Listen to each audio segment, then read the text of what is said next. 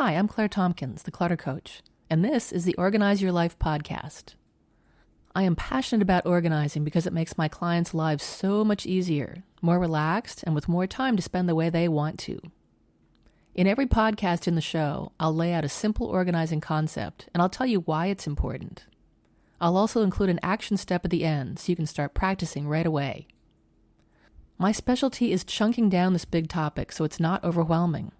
That's the concept for this podcast, which is based on my first book, 52 Simple Ways to Get Organized.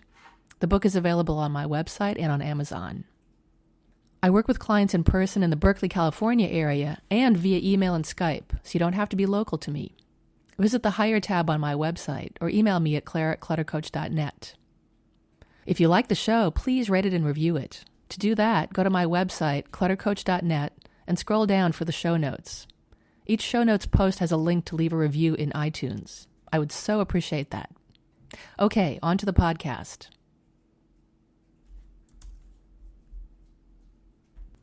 Today's podcast is based on Simple Way number 47. It's called Little Things Have a Big Impact. This is podcast 56 in case you're counting. If you're feeling daunted by the prospect of getting organized, this podcast episode is for you. Maybe you've got an entire house to organize and it's been way too long. Maybe you never really learned how, and it seems like a ginormous project. Now, I'm not going to say that it isn't enormous, but just like any other big project, it needs to be broken down into manageable steps. I've mentioned this concept many times. It's the subject of podcast 24, which is called Baby Steps. A big project, or really any project at all, is not a to-do list item. Projects are not doable. They have to be divided into actionable steps. You need to know what specific thing to do next. That's what a step is. That's how you get through your project. Small steps that you can get a hold of and accomplish. I've also talked about habits a lot, particularly in podcasts 9 and 14. Today, I'll talk about how small habits can have a positive effect on your day-to-day organizing that far outweighs the time and effort they take to do. As you'll recall from these previous podcasts, once a small step becomes a habit, you spend even less time and energy on it because it becomes automatic.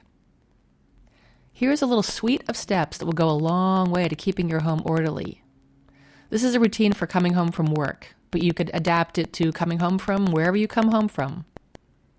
First, decide where all the things you bring home with you need to go. You'll probably have some combination of keys, a phone, glasses, sunglasses, a purse, a briefcase, a jacket, shoes. Maybe add to that a tote bag for purchases you've made. You can put most of these things on a foyer table, a hallway rack, or on a shelf, or on top of your bureau. It's your choice. Pick the spot that you gravitate toward. The idea is to make this simple and useful. The other idea is for it to be one spot as much as possible. If your keys are in one place, your purse is in another, and your sunglasses are still another, it'll take you that much longer to get out of the house again. Once you're all set up, refer back to podcast 14 for more details. And then you start doing the required actions. When you get home, you put your keys in their spot, your bag on its shelf, your jacket in the closet, your shoes on the rack, etc. Glasses maybe have their own special place. This short daily ritual will save you lots of cleanup time later. Not to mention that you'll know where all these things are. Wouldn't it be nice to always know where your keys are? People sometimes balk at these little do-it-now steps, believing that they're too time-consuming, that they have more important things to do than hang up a coat. They also seem like such simple things that you could do them anytime, like later. Not right now. But tidying up later often involves time wasted in looking for things as well as putting them away, because by that time, you may already have forgotten where those keys are. And of course, that later time often doesn't come around. Things stay where they were hastily put down, wherever that is. Sometimes, I hear, gremlins come in the night and they move your stuff around specifically to prevent you from finding them. It's true. Many of these do-it-now tasks occur at transition times, which I mentioned in podcast 9.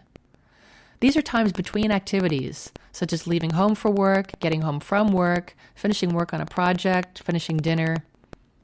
Although I regularly insist that there is no such thing as free time, there is unassigned time, and that's what those gaps are. Think of them like fermatas. A fermata is a pause in a musical composition. It's like a rest, but it doesn't have a specified duration. It's as long or short as the musician chooses to play it, or not play it, as the case may be. This is a pretty nice idea to use to give yourself a little breathing room between activities, in addition to being able to be ready for the next time you need the items that you're putting away in their places.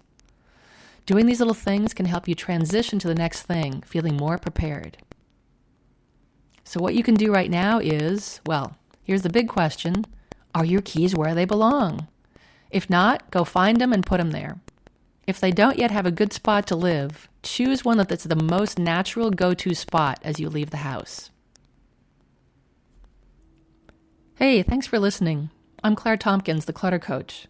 If you like the show, I'd love it if you'd leave a rating and review in iTunes. You can subscribe, too, so the podcast will be ready and waiting for you to listen to. You'll find the show notes on my blog at www.cluttercoach.net, and you can check out my store to find books I've written and a whole bunch of other stuff. If you're a fan of the show, you can become a patron on patreon.com for as little as $1 a month. You can find my page by going to the Patreon website, that's Patreon, and searching on Clutter Coach. I'll still post the podcast free of charge, but I've got some cool rewards for folks who want to help me make the show even better. Come back next week for a new podcast.